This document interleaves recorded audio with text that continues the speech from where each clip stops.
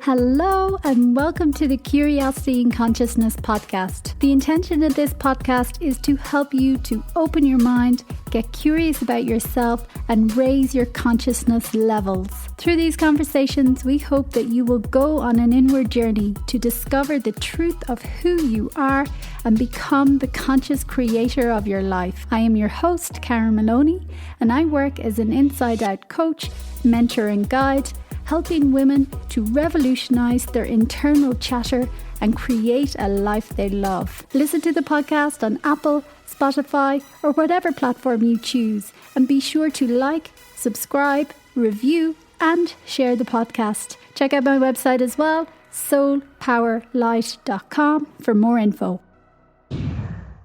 Hello everybody, how are you all doing? I hope you're keeping well. Thanks for joining me. It is me, Karen Maloney, and welcome to another episode. I have a wonderful couple joining me today. Molly Weisgram and her husband, Chris Maxwell, and they share a really difficult and traumatic time in their life, but also what they've learned from it. And Molly has written a book about their story called The Other Side of Us, a memoir of trauma, truth and transformation.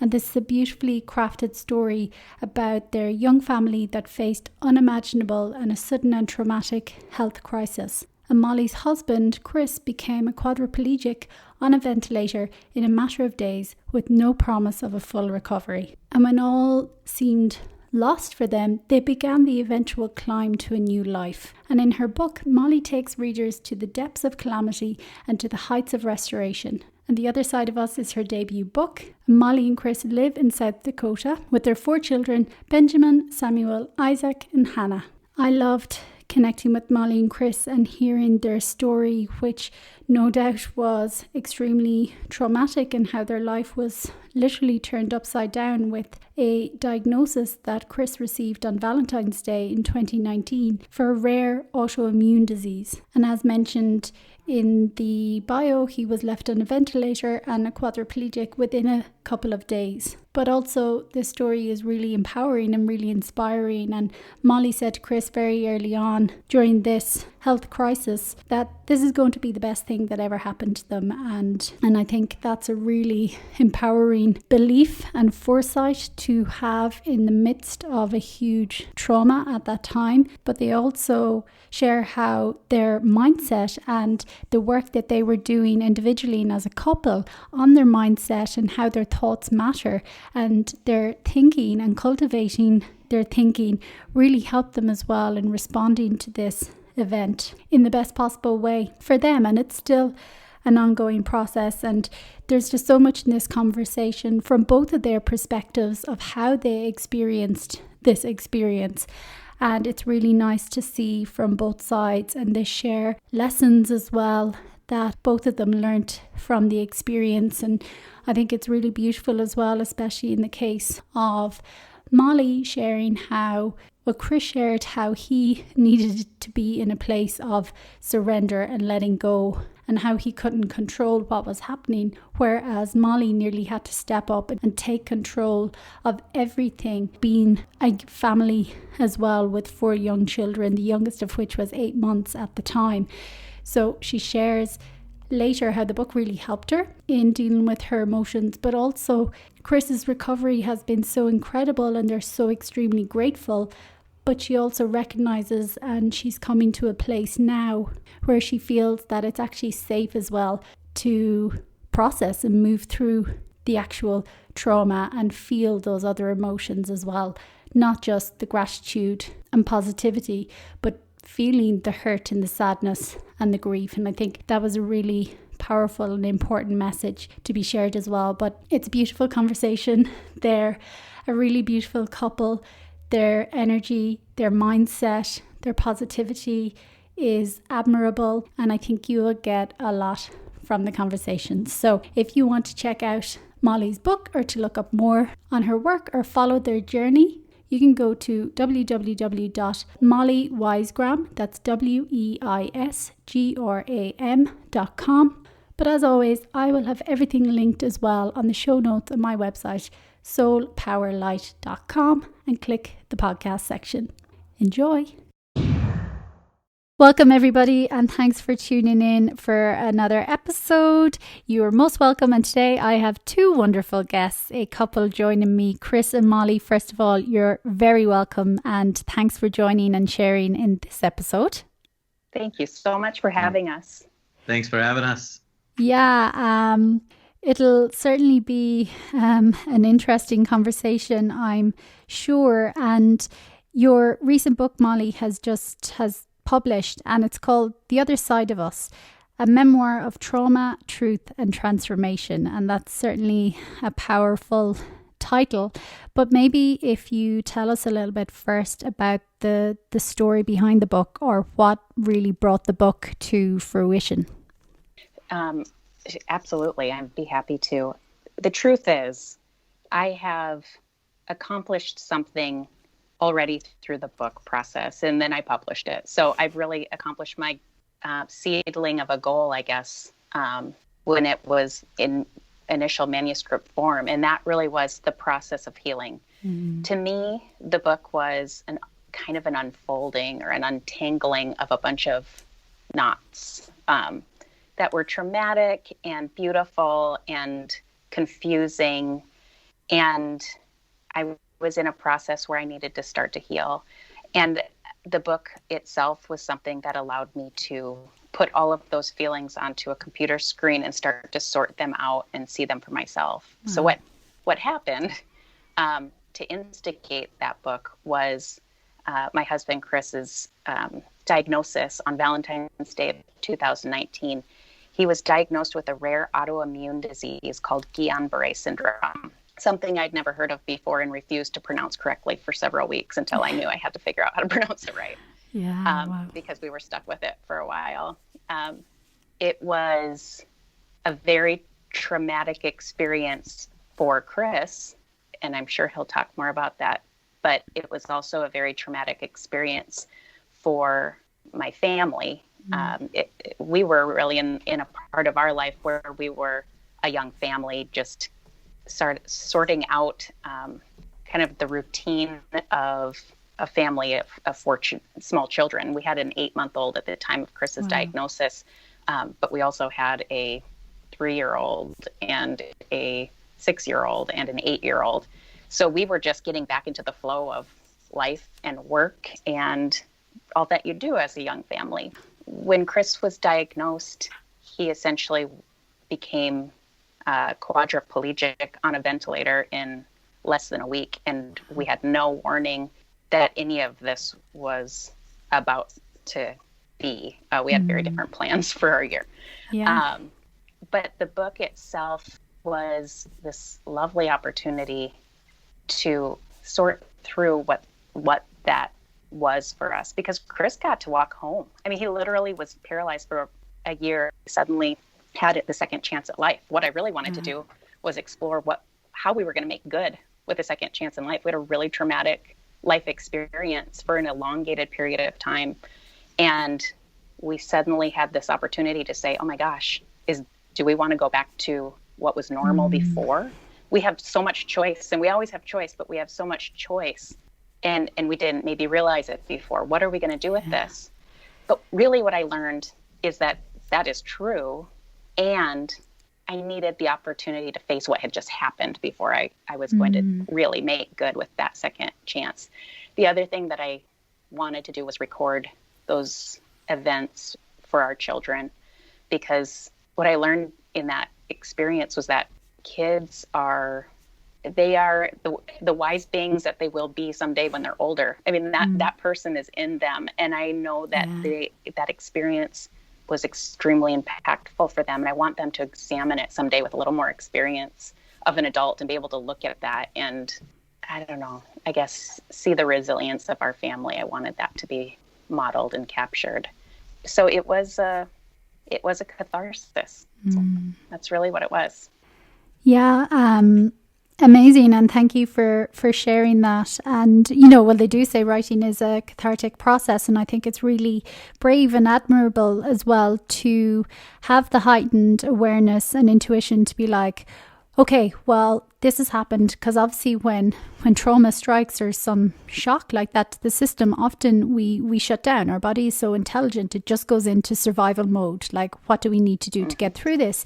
But then all emotions need to be healed. They need to be felt. They need to be released in order not to have something much greater or an illness or something happen down the line. So I think it's highly commendable of you that you were like, okay, well, I need to do this. And, writing that and seeing it all on the screen in front of you must have been something as well. And I'm sure we'll come into that more in a little bit. But Chris, and you touched on it, Molly, but Chris, I'm also curious as to, for you, what was happening throughout all this. Were you cognizant of what was happening, or what was the experience like for you?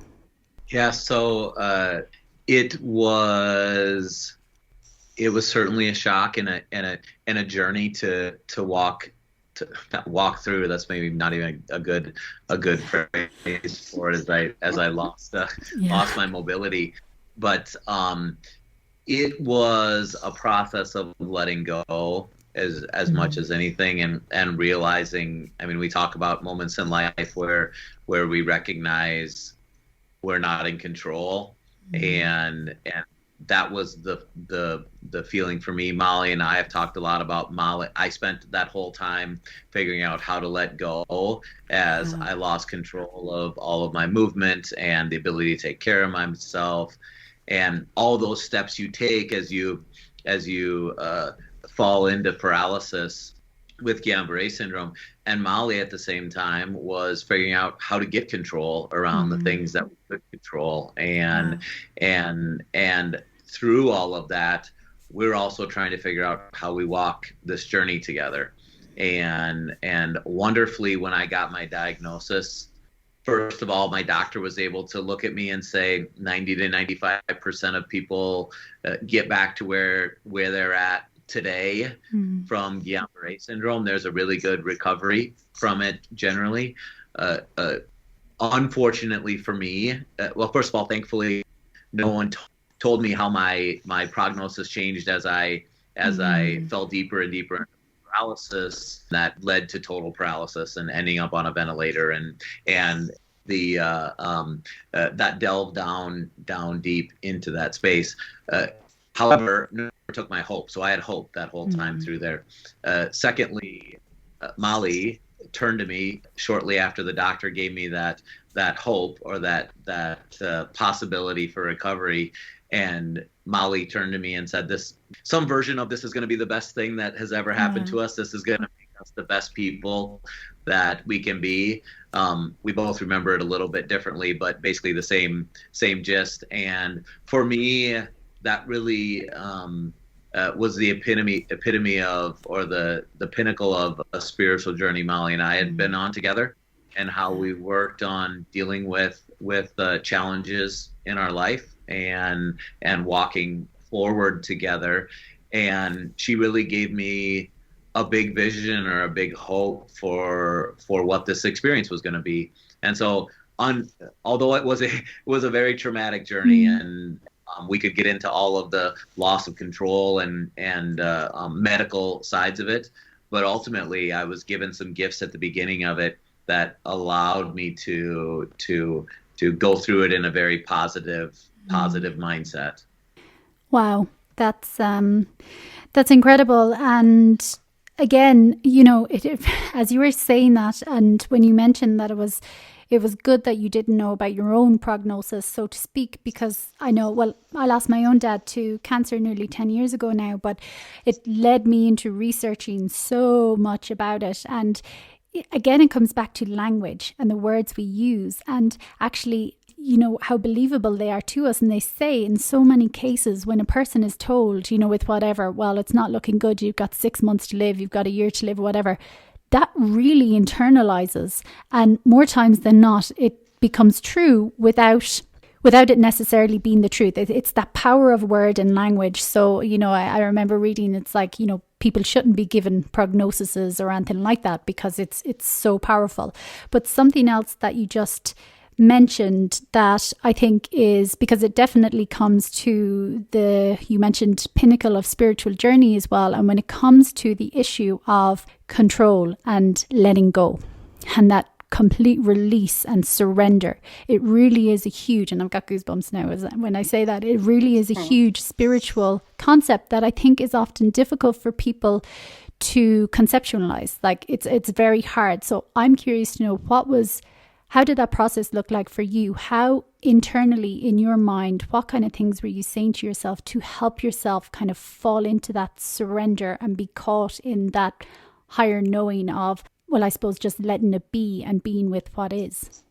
Yeah. So after that experience and reflecting on the experience, I've said many times that you show up with what you've got when something traumatic happens. So, if you have a spirituality and a faith and a belief system, we all have some version of our own, and that's what you go to. And you can't necessarily just manufacture anything in those moments as well.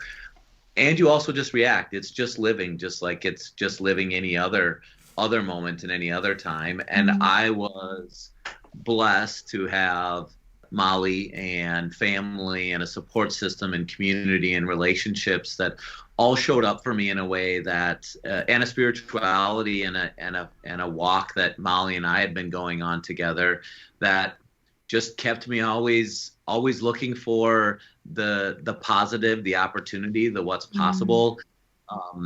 I had, as I said before, the hope and the big vision that I held on to in my mind, and I just kept walking. And I think that's the other piece of it.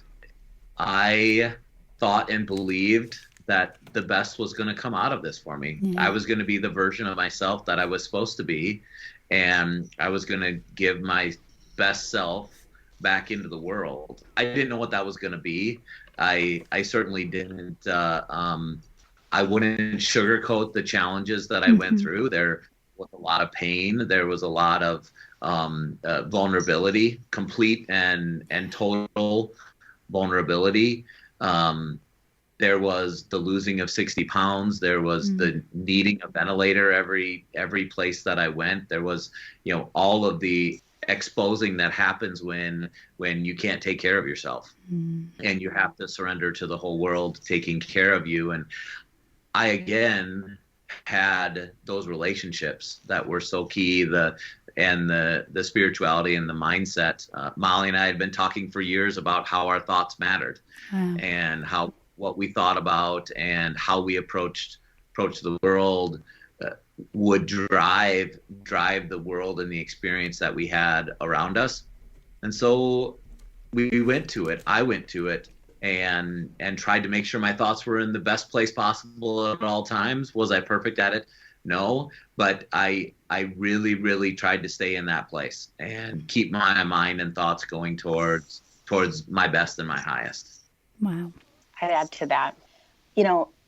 We are so lucky to have had an experience together several years before where we came into contact with it's a science of mind philosophy, which was really just kind of that idea of, I wouldn't say positive thinking, but it's really about planting the seed of thought into the soil of mind, and then what you plant tends to grow because there is power in our thoughts.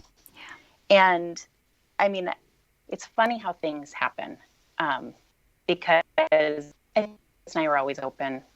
We obviously are partners in all things, and for a reason, because we tend to be curious, we tend to be spiritual, and we tend to be, willing to talk it through, and really willing to question, and really willing, follow something in our gut that just felt right. So in this opportunity to learn, a teacher shows up when the student's ready, we got to do it together. We were kind of ready together. And so we really did go through a lot of learning, I'd say a couple years, maybe 5 years before this happened.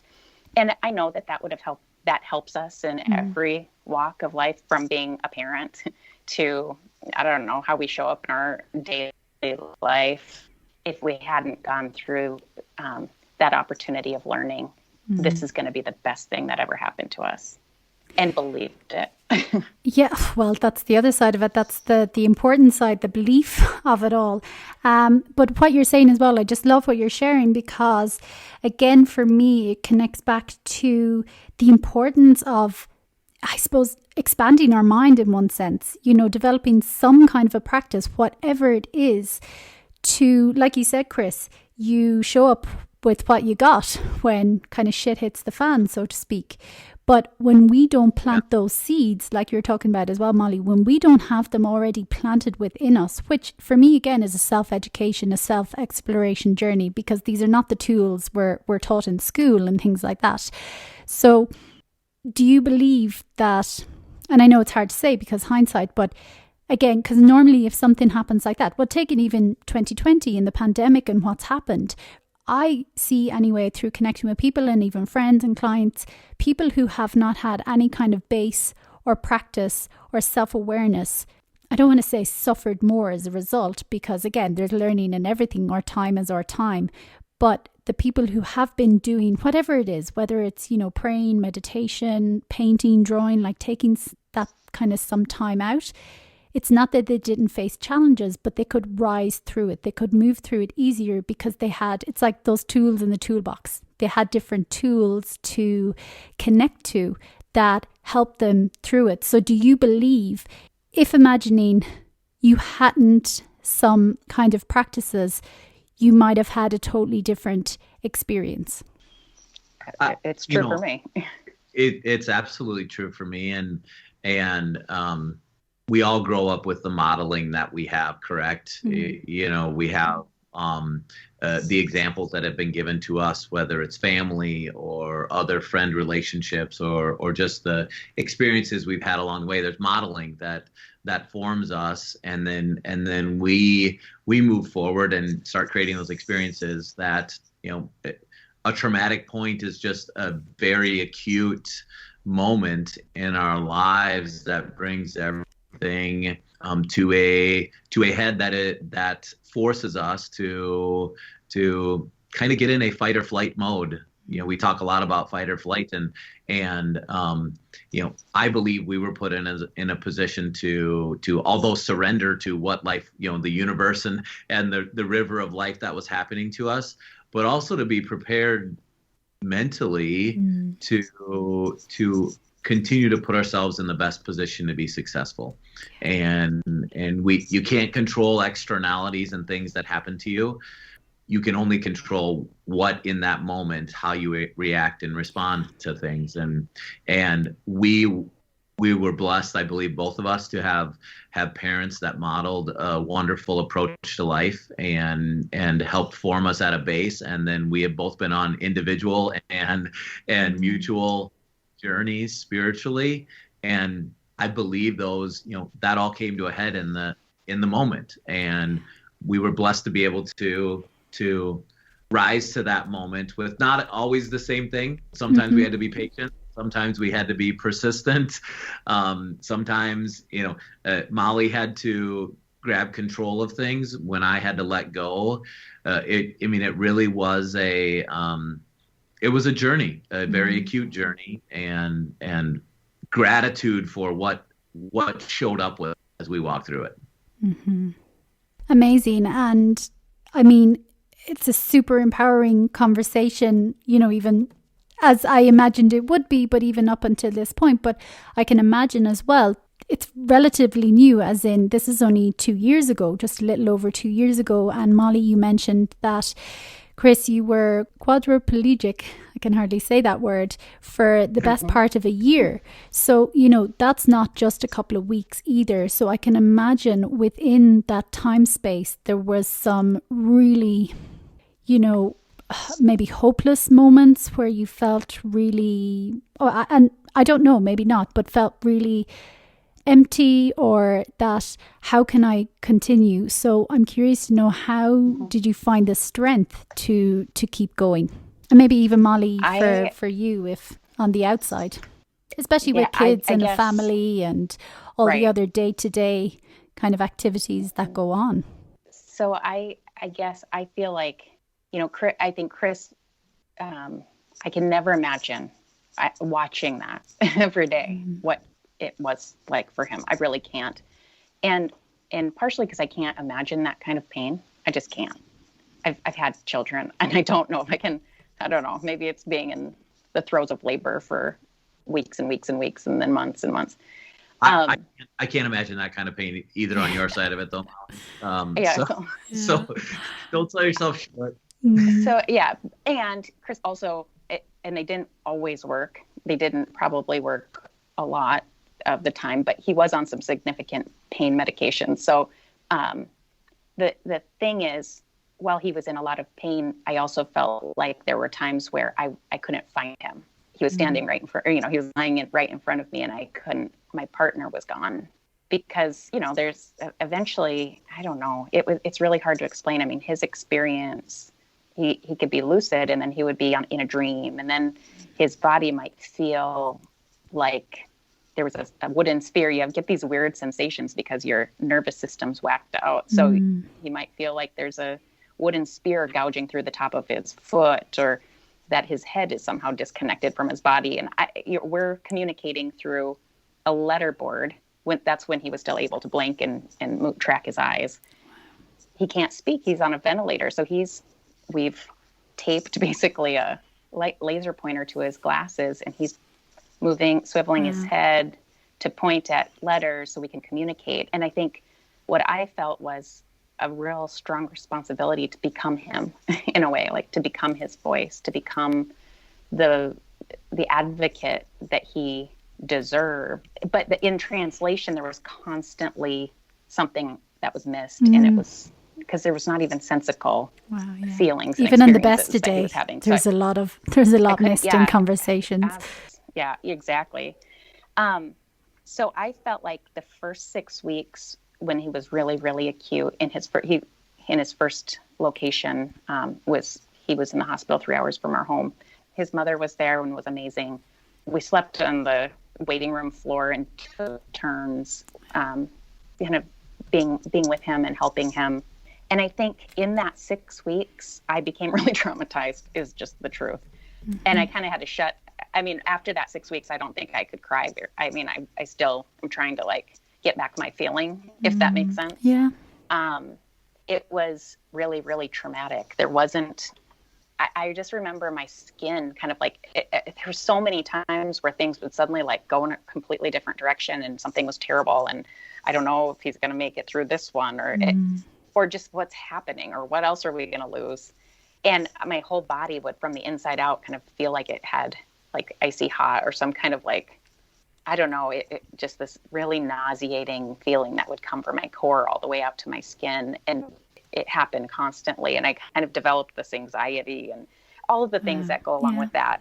And that's really, I think when Chris was transferred to another hospital 7 hours from our home, I had to go home to be with our children. They hadn't had a parent. They'd been taken care of by wonderful grandparents, but their dad and mom suddenly disappeared for 6 weeks. And I mean, I had an 8-month-old I was still nursing. So I had to go home and be with them. And so my purpose became keeping it together. I mean, it was working through their feelings. We did a lot of counseling, a lot of rallying together, and our community was amazing. But I didn't even know it until Chris came home really pretty recovered. I mean, still had things to do, but amazing recovery. And then the pandemic hit, and I'd already kind of lost normal. So I didn't mourn. I didn't feel like the same way that the world may have done. I mean, we were just home maybe 2 months before it struck. Wow. Maybe a couple more, but I guess I feel like now, 2 years from the diagnosis, is that true, Chris? Maybe 2.5. We've been home a year and some. Yeah. I'm just starting to feel like it's safe to feel sad, or safe to feel.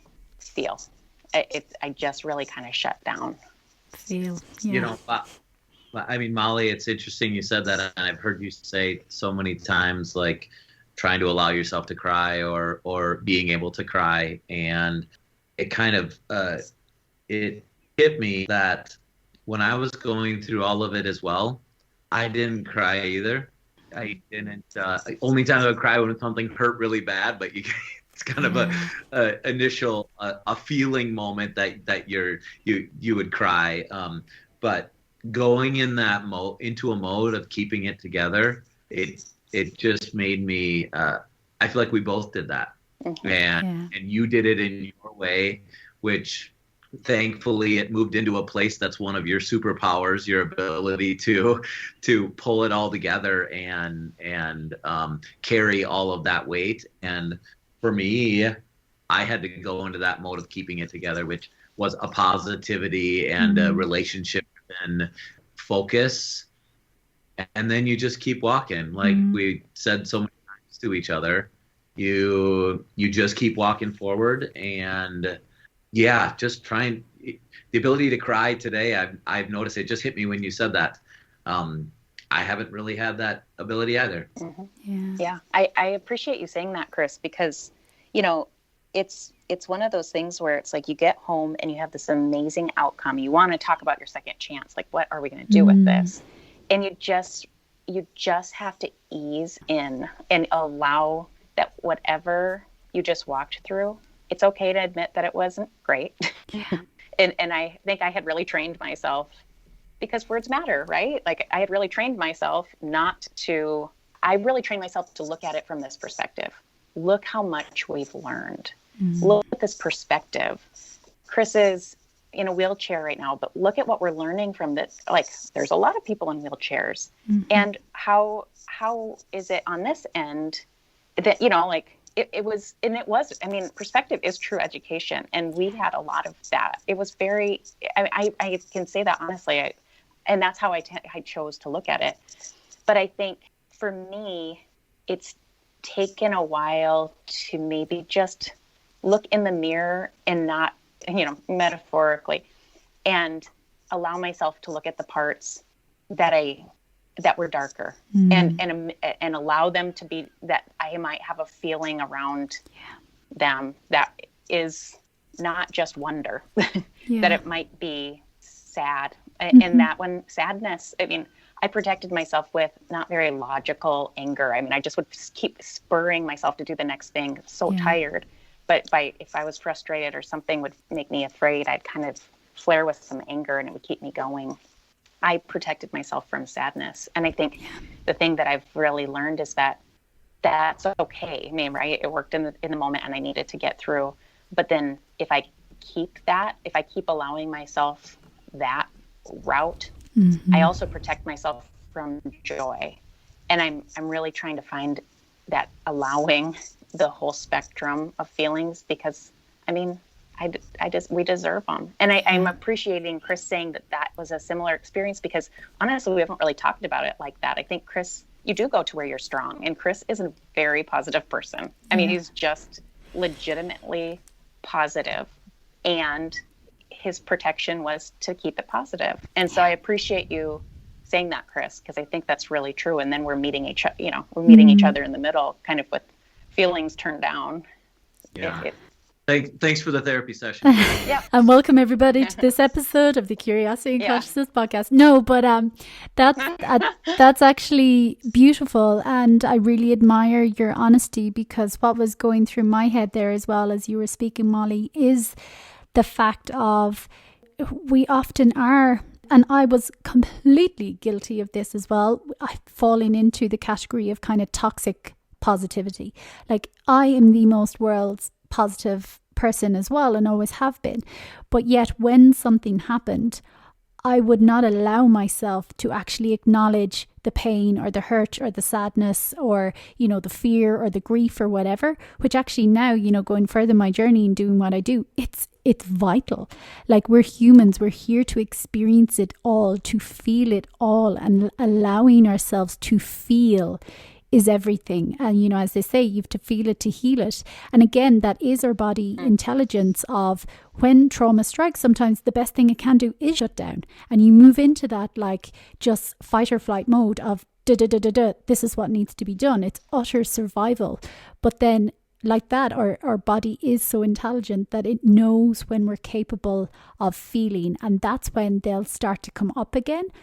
But again, without the education, usually, and I know I was guilty as well, humans, we run, we hide, we're like, oh shit, why is this coming up? And we keep ourselves busy, we distract, we don't want to feel because it seems like the scariest thing in the world. So I think it's so admirable that you're talking about that.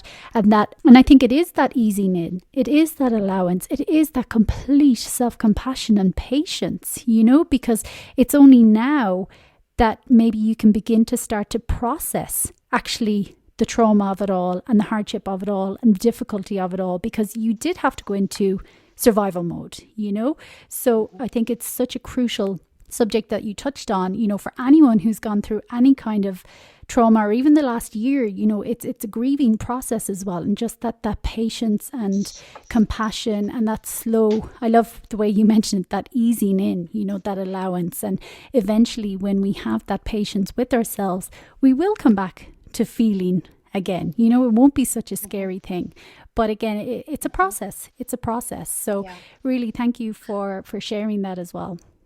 Yeah, and I Karen, I'm so glad you just shared. Just the feel, the heal just really hit me as you were talking, and the process that I physically went through of having to recover your ability to move and to feel, and the process that your body goes through of being rewired, and literally your nerves having to all be rewired again, or to the protective covering of the nerves be healed, and then your body, you have to reteach the mind-body connection.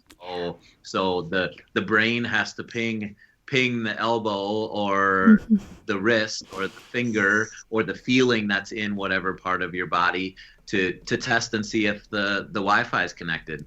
And going through that process, you have to feel the heal, and there's steps that you have to go to and steps that it's going to go through, and it is millimeter by millimeter, and it's so similar emotionally, I think, and it's just truth that runs across everything, in that recognizing what's real change and how you react and respond to it. And it's okay to have it take time. And I think what is amazing to me is that Chris, his recovery has been amazing. I mean, I think if my hands and legs, feet felt like his did, I would probably go crazy, because I know there's peripheral nerve damage that he experiences. And all things considered, we basically have our life back. I mean, we have our life back. Yeah.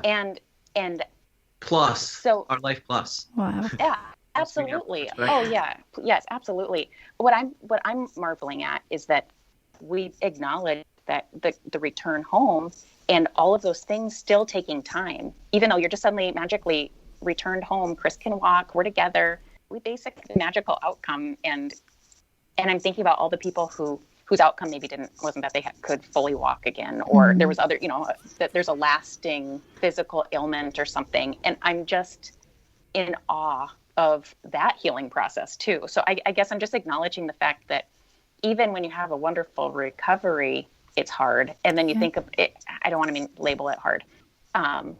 It is a challenge. It's a process. It's you step through it the way you're supposed to, but it really gives me perspective for folks who goes through something really difficult and maybe they don't have this great recovery at the end, and think the many steps in healing. It's just unbelievable to me. We talked about the admiration for others that have gone through this, and the perspective that you have. You spend time in a power wheelchair and in a manual wheelchair, and what it takes to live in that way. And I just when you see that person going down the sidewalk, or that person in your life that is in a wheelchair in some way, and then also that person who's walking beside them, behind them, along with them, what they're all carrying, just the perspective that we were able to be given with that, and the journey that they walk through. I'm inspired every time I see someone in a wheelchair. Now today, I just have so much admiration, and it's it's a gift that we get to carry with us forward, and I hope a gift that we can hand forward in being respectful and supportive, and recognizing what it takes for some people to live every day, and how they show up in the world. Yeah. Well, that's always the way, isn't it, as well? When we really do face challenges, we actually learn a whole other level of compassion, not just for ourselves, but for others. And actually, we kind of realize that truth of, well, hey, sometimes no matter what it looks like outside, you know, like they say, everyone's carrying something. And I think anyone, when we've been through something traumatic or life-changing, and even for a lot of people over the last year, when you have everything just turned upside down all of a sudden, it's kind of like, well, if we do the work, if we go with it, if we, you know, all those tools that we were planting, those seeds we were planting all along, this is the time to bring them into full action and to force, and to be in that hope and belief and that positivity. But like I say, without the toxicity, as in, it's okay to look for the good. It's okay to feel good, even no matter how shit things are. But it's also okay to feel the bad. You know, you have to feel the emotions as well. So I think it's just such a beautiful kind of circling around and a really important conversation. And there's so much more I would love to ask and go into, but time is running out. But I really would love to know as well from the experience, because again, even you mentioned it at the beginning, Chris, you know, the truth is we never know what tomorrow brings, but we think that life is so solid and my plan is so structured and X, Y, and Z. And like that, even over the last year, for a lot of people with the pandemic, we've all been shown, you know, how things can change in an instant. So I'd love to know what have been the greatest changes, and they may be different for both of you, or the greatest gifts or lessons that you have taken from this experience so far. And again, I'm sure more will unfold because it's still quote unquote recent event as well. You're still very much in the process. Well, sure. I'll go first. And I think for me, it has to do with the kind of being thrust into a situation where I had to speak up and I had to use my voice, and I had to maybe not do the thing that is easy for me to do, which is sometimes be the quiet one and kind of shrink a little bit.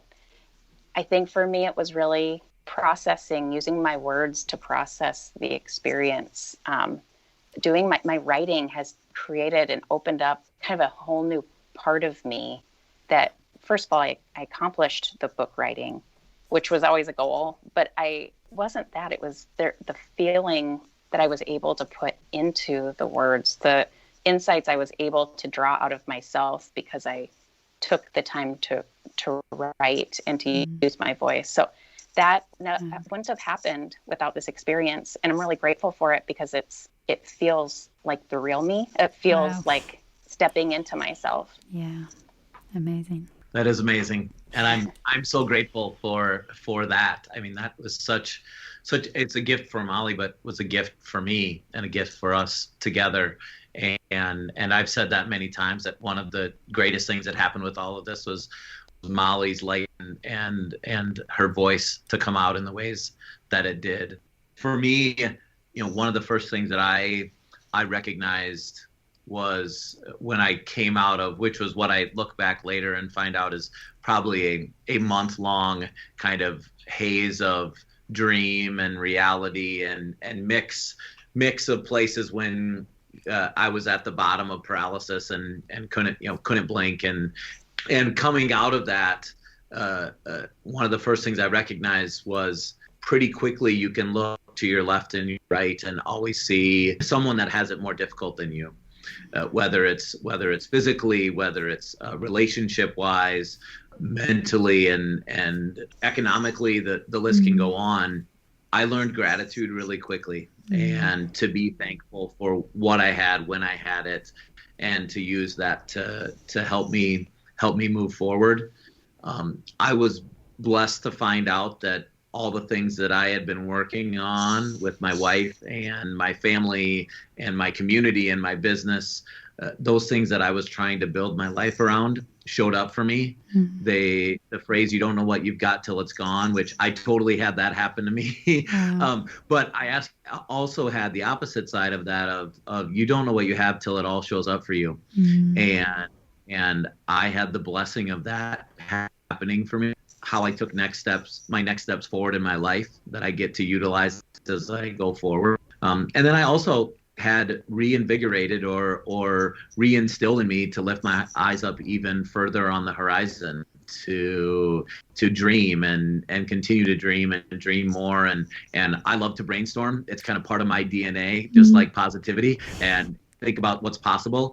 But I noticed that maybe my eyes were dipping down from the horizon and not up to what's possible. And this whole experience just taught me to dream bigger and dream more and want to have as big a life as possible with my family. Amazing. I think what a beautiful and empowering messages from you both to finish up with as well. And I especially love that as well, Molly, and finding your voice and using words to move through your experience as well. And I think it's so important for women. I know I myself was a totally shut down, wouldn't voice my opinions at all. So I think it's really crucial that happens for more and more of us as well, to come back to our authenticity. And, again, as well, I love that, Chris, and you mentioned it, or one of you, I can't remember who mentioned it towards the beginning as well, the fact that we always have a choice. We always have a choice no matter what. But again, it's like you say, it's lifting our eyes, it's opening up, it's expanding, it's thinking about all other possibilities. And that word dream, allowing ourselves to dream, because so often we shrink and we say, no, that's too much, or I can't do that, and we just shrink to fit in, whereas we've been told time and time again, no, dream bigger, expand. So a beautiful, inspiring conversation. I appreciate you both joining today, and please share where people can find out more or follow your story. And as always, I will link everything on the show notes as well. Absolutely. The easiest place to find me is my website. It's mollyweisgram.com. Brilliant. And everything will be linked there. And as always, I always link everything as well on the show notes. And I can just, again, from the bottom of my heart, really thank you both for sharing your experience and for having the courage to come out and write about it and speak about it. And so thank you both so much. And I wish you so much continued possibilities and choice and dreams and success and everything to follow. Thank you. Thank you so much for having us today. Yeah. What a wonderful opportunity, but just what a wonderful conversation. Thank you. Yeah, thank you, Karen. I was not joking in that this was such a wonderful conversation. It was like a therapy session. It really brought wonderful conversation between us, and you create a really nice space for a conversation, and so really appreciate it. Thank you so much. Thank you for tuning in to this week's episode. Be sure to subscribe to the podcast so you get notified every time a new show is released. Get more information on this week's guest as well on my website, www.soulpowerlight.com.